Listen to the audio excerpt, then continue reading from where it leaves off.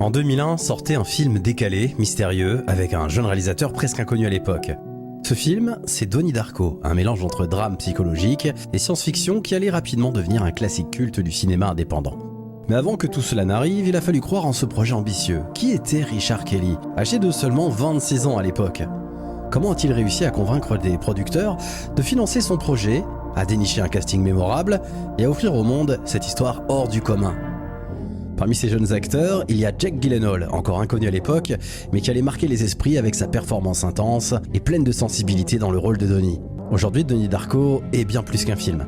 C'est un puzzle intellectuel avec une tonne de théories et d'interprétations. Mais avant tout ça, il y avait un jeune réalisateur passionné, bien déterminé à créer un chef-d'œuvre.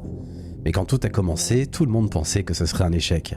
Un élément déterminant du financement de Donnie Darko a été l'implication inattendue de Drew Barrymore, star confirmée et fondatrice de Flower Films.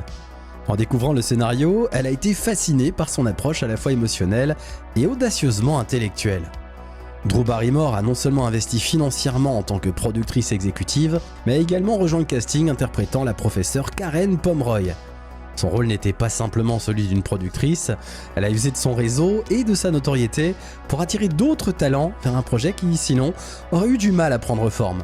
Plusieurs théories persistent encore aujourd'hui. Le film est vu comme une parabole psychologique, certains pensant que tout ce qui arrive est une métaphore des troubles mentaux de Donnie, ces visions étant un moyen de comprendre ses émotions complexes.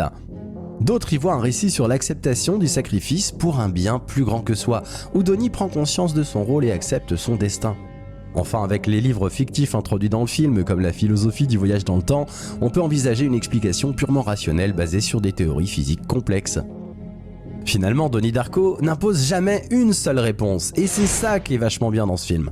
C'est cette ambiguïté qui le rend aussi riche. Le film continue de résonner différemment selon chaque spectateur, mêlant rationalité et mysticisme. Richard Kelly, avec sa vision audacieuse, a exploré des thèmes que peu de films à l'époque osaient traiter avec autant de profondeur. Le voyage dans le temps, l'identité, la folie et la destinée.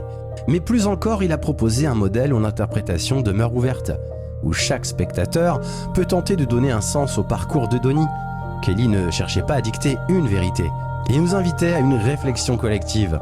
Que vous adhériez à la théorie du voyage dans le temps ou que vous soyez captivé par la psychologie des personnages, ce film offre une réflexion qui reste en perpétuel mouvement.